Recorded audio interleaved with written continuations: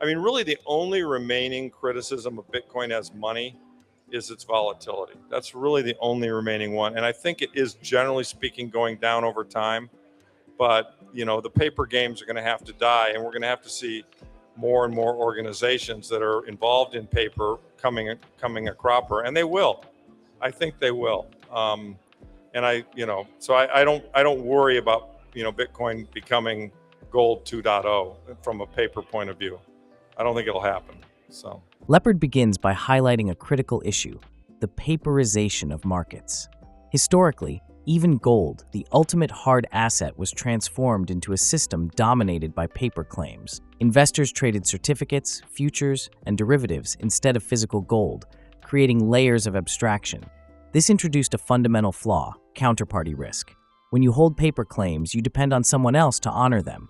Bitcoin, however, changes the equation. Unlike gold, Bitcoin can be verified instantly and independently. Ownership is transparent and provable. When held in self-custody, it eliminates reliance on banks, brokers, or institutions. According to Lepard, only two forms of money truly achieve this level of independence: physical gold in your possession, Bitcoin held in self-custody. Everything else introduces risk. They paperized the gold market, and it was a different animal because it was physical, and you couldn't verify it very easily. You can verify Bitcoin very easily, and in a correlation to one event, if you paper Bitcoin by definition involves a counterparty. The only form of pure money the only two forms don't involve a counterparty are Bitcoin in self-custody and gold in self-custody. And so, you can play all these paper games until, somebody's arm gets shot off or blown off, and then it's not fun anymore, right? And so, as Caitlin Long says, some G-SIB is going to fail because they're going to be on the wrong side of the Bitcoin paper trade. And I think that's possible. And so, and it's the paper, by the way, that's creating the rough ride and the ups and downs. And I mean, we should probably be higher right now than we are, but the paper Bitcoin has suppressed us. But guess what?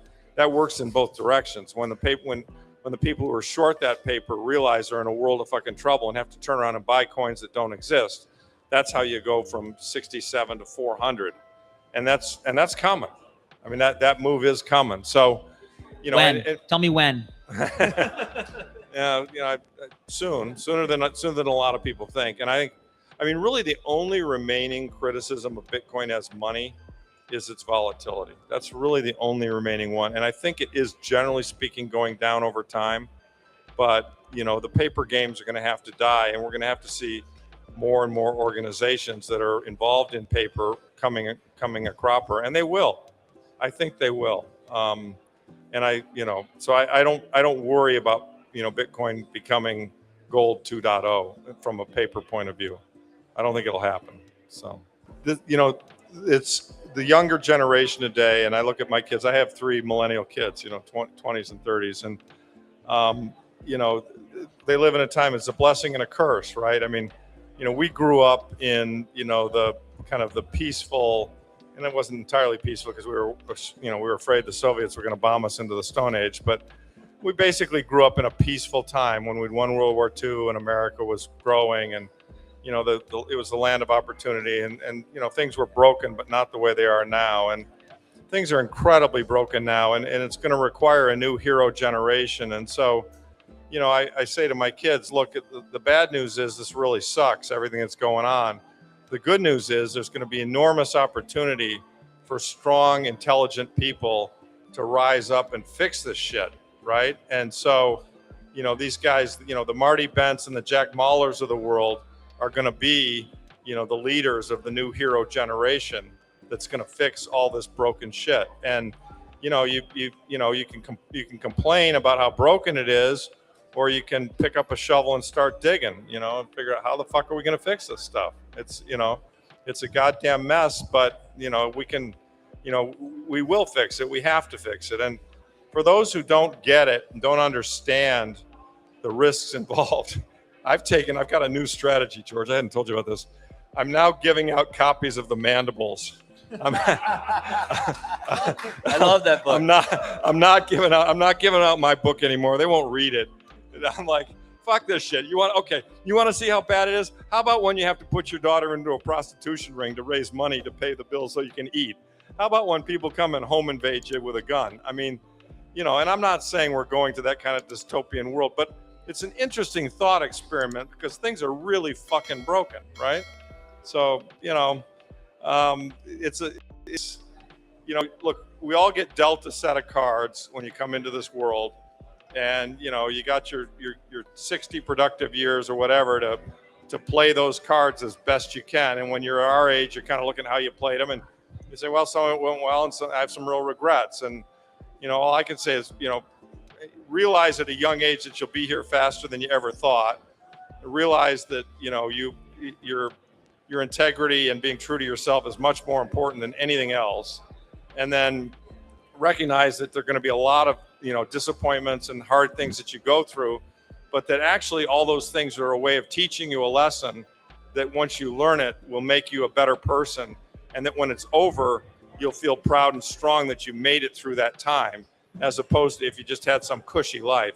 I mean, imagine being a Donald Trump or a George Bush, or these guys who are born on third base and think they hit a triple. I mean, what the fuck? I mean, versus being somebody who's gritty, who grew up with nothing, who fucking figured it out because they didn't have a choice, right? I mean, that's what the human condition is all about. Is taking the shitty cards you're dealt and figuring out how to play them, right? So, to me, I think it's like people criticize boomers because this world's all broken because of the boomers, and it is. And a lot of boomers are fucked up. Not me, not these two guys. A lot of boomers are fucked up, but and our generation did a lot of shit wrong. On the other hand, the world we live in also was done by our generation. And guys like Bob created the PC, which changed the world.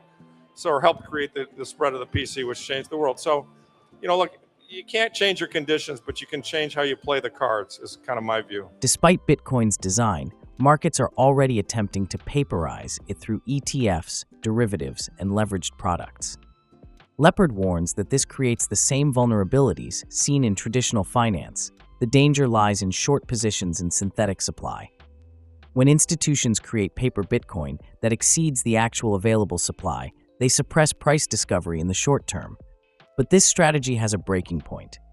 Eventually, those holding short positions may be forced to cover, meaning they must buy real Bitcoin.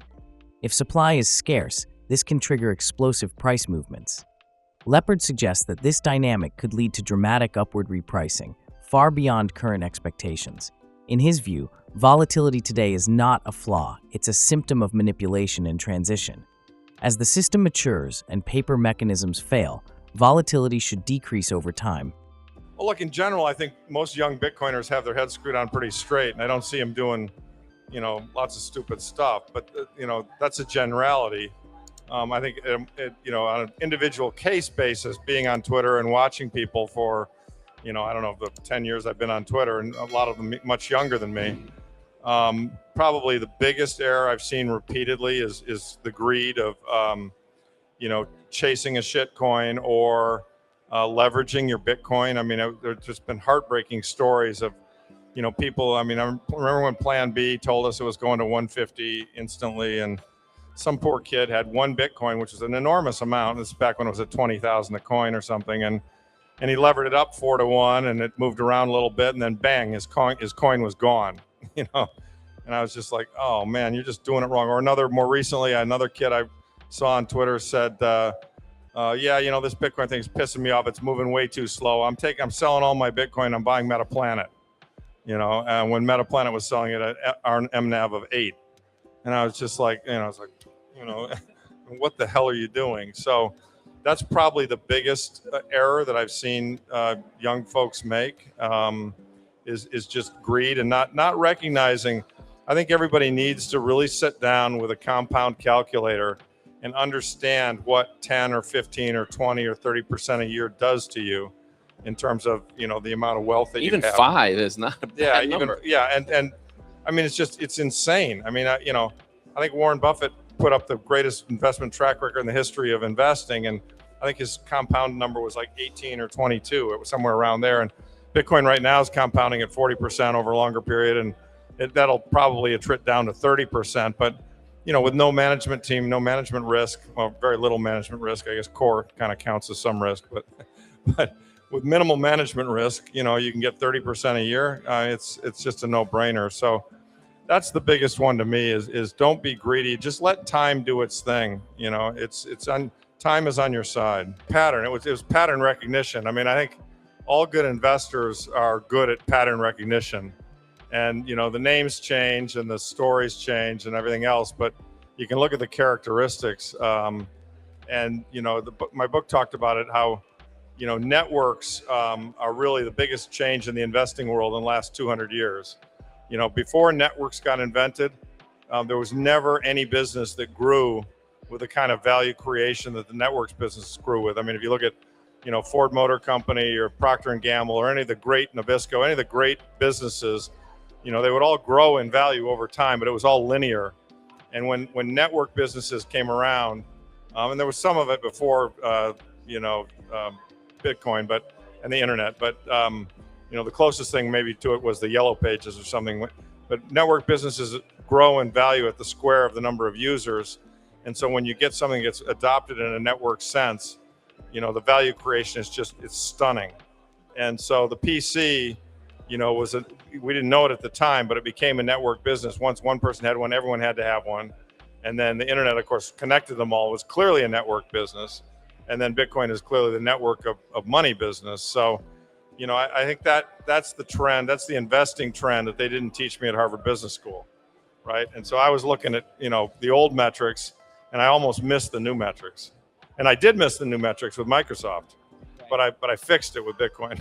From a monetary point of view, there'll never be another Bitcoin. Bitcoin will be the form of money that we all use in 50 years. But, yeah, I mean, if you're interested in growing a business and you need your capital out of your Bitcoin to do it, fine. I mean, that's a different bet. I'm just saying in general, I wish I'd understood network businesses more thoroughly when I was younger. Beyond markets, Lepard expands into a broader societal critique. He describes the current world as deeply broken, shaped by decades of flawed policies and excessive financialization. But within this crisis lies opportunity. He believes a new generation of leaders will emerge, individuals who understand the system's flaws and are motivated to rebuild it. These are entrepreneurs, thinkers, and innovators who see Bitcoin not just as an investment, but as a solution. Rather than dwelling on problems, Lepard emphasizes action. You can complain about the system, or you can work to fix it. This mindset defines what he calls the hero generation, those who rise during periods of instability to create lasting change.